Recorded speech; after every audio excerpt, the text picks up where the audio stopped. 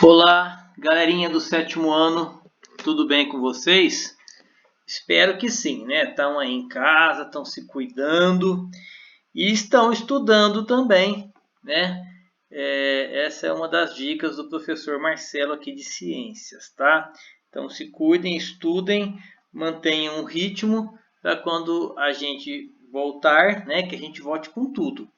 Então, já que eu estou falando em retomar, eu vou fazer uma revisão, né, dos últimos tópicos que a gente abordou em sala de aula. E depois eu deixo a resolução de exercícios para vocês, aquela resolução que sempre aparece no final dos capítulos, tá joia? Muito bem. Então vamos lá, retomando problemas causados pela poluição. Uma boa parcela da turma, inclusive, esteve presente, né, naquelas últimas aulas, e a gente viu a questão dos problemas causados pela poluição. Então, um problema grave, né, é a chuva ácida. Então, aqui na apostila do sétimo ano, a gente tem até uma escalinha de pH. A gente não vai se aprofundar muito nela por enquanto, mas lembrando que o pH neutro ele equivale a 7. Quanto mais à direita e próximo de 14, mais básico o pH da solução. E quanto mais próximo de zero, mais ácido. Então você tem ali próximo de zero, por exemplo, pH 2, suco de limão, vinagre, tá? E ali próximo de 14, água sanitária, vejantes com amônia e por aí vai. E a chuva ácida ela fica aqui, né, em torno de 5, sendo que a chuva normal vai estar em torno de 5,6, porque a chuva normal ela é naturalmente ácida. Aqui tem até a reaçãozinha da água com gás carbônico da atmosfera, dando ácido carbônico, né? Dá uma característica ácida a chuva normal, mas em ambientes onde eu tenho, por exemplo, dióxido de enxofre, óxidos de nitrogênio, aí você tem um agravamento dessa chuva ácida. E aí, pessoal, a gente tem danos à flora e à fauna, né? Então, eu tenho um esqueminha aqui na página 289, onde você tem então que gases poluentes, né, como os óxidos de nitrogênio, os óxidos de enxofre, reagem com a água da chuva. Essa chuva ela vem ácida, além do normal, e aí você tem então danos, né? Por exemplo, árvores mortas por causa da chuva ácida, uma estátua corroída pelo efeito da chuva ácida e por aí vai. Pode ter mortandade de peixes, entre outros. Muito bem, então essa chuva ácida, teve aluno que já fez até um resumo bacana, né, sobre chuva ácida. E daí entramos então também no famoso efeito estufa, tá? E não menos grave, enfim, é justamente a questão do ser humano estar produzindo muito gás carbônico, tá?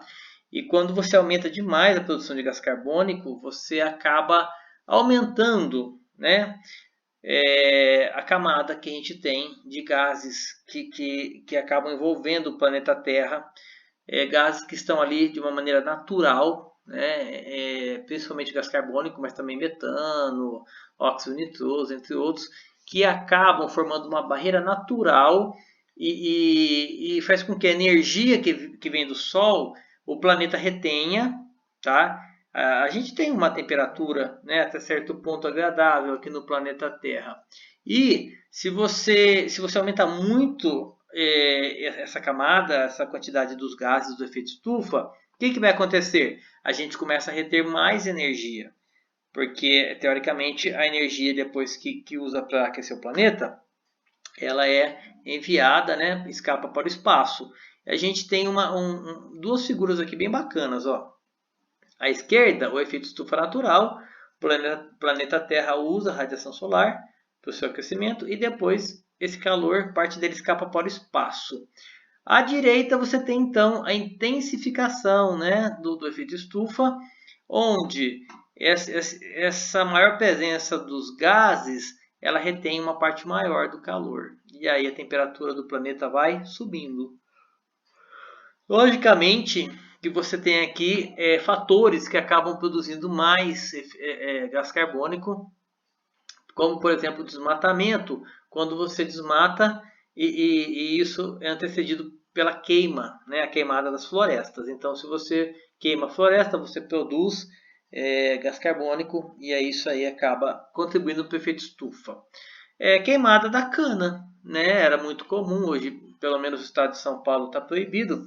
Queimada da cana também, logicamente que sempre produziu muito gás carbônico, ok? Então, tá aí a questão do efeito estufa.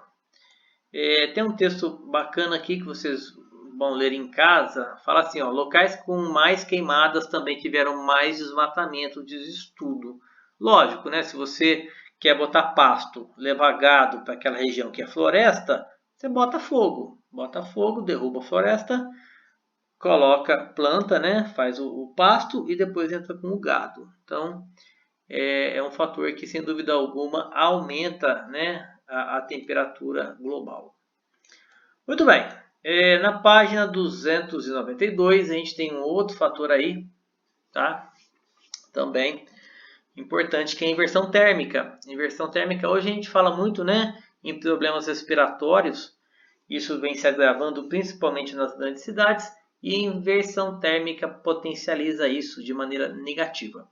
Então a gente tem aqui duas figurinhas. A da esquerda, situação normal, onde eu tenho aqui próximo a gente ar quente, uma camada acima de ar frio e mais acima ar mais frio, tá?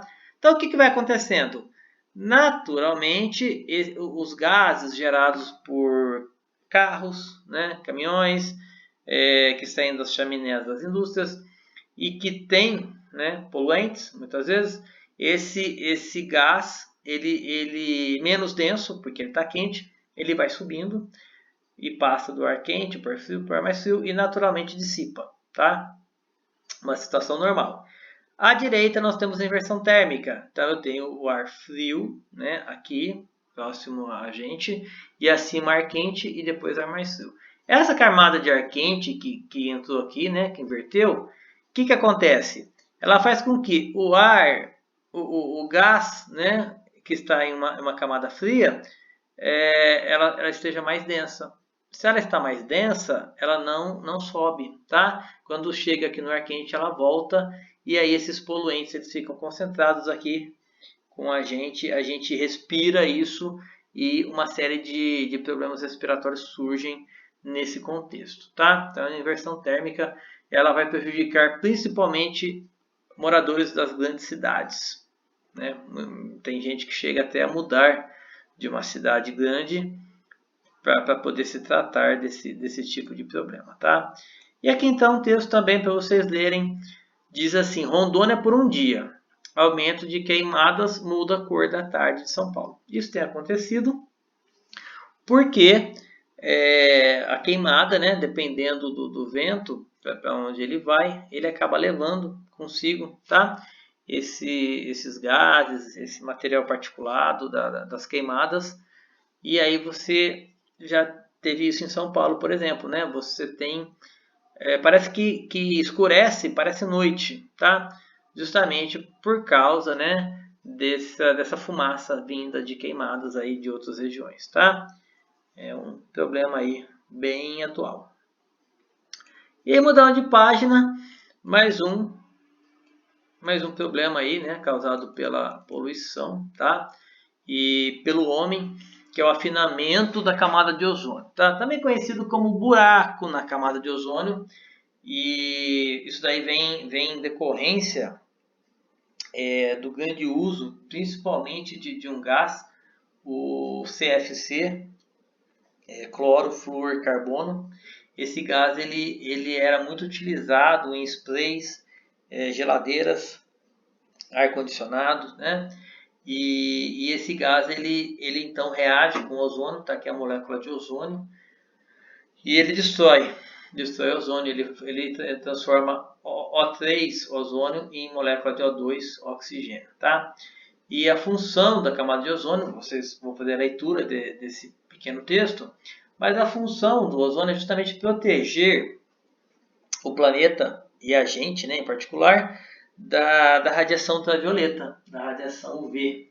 Então, a partir do momento que você destrói ou causa, né, uma abertura, um buraco ali na camada, essa radiação ultravioleta ela chega até nós, causando, entre outros, câncer de pele, catarata, tá? Nos olhos. Tudo isso é em função, né, da gente perder essa função protetora da camada de ozônio. Legal? Nós temos aí o chamado Protocolo de Montreal, que em determinado momento proibiu, né, o uso desse gás CFC.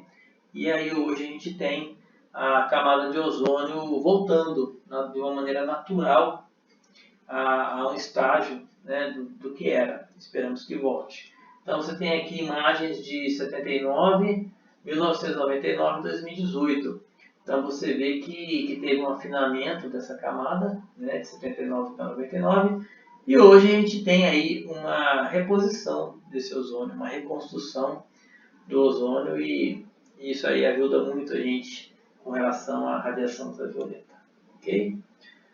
Bom, galera, aqui tem até uma figura, né, que ajuda a gente a enxergar como se fosse um derretimento do planeta Terra, como se fosse um sorvete ali caído no asfalto em elevada temperatura. Tá? Muito bem. Então, o seguinte, aqui tem a classificação dos poluentes, né, entre primários e secundários. Peço que vocês deem uma lida. E aí que vocês resolvam os exercícios das páginas 295, 296, tá?